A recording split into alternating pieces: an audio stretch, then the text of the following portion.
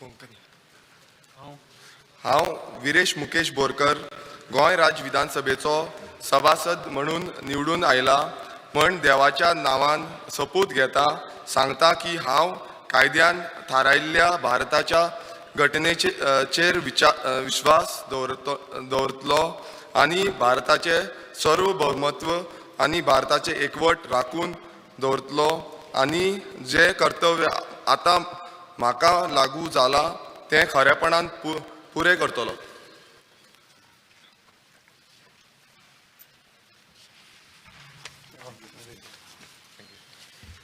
श्री राजेश फळदेसाय.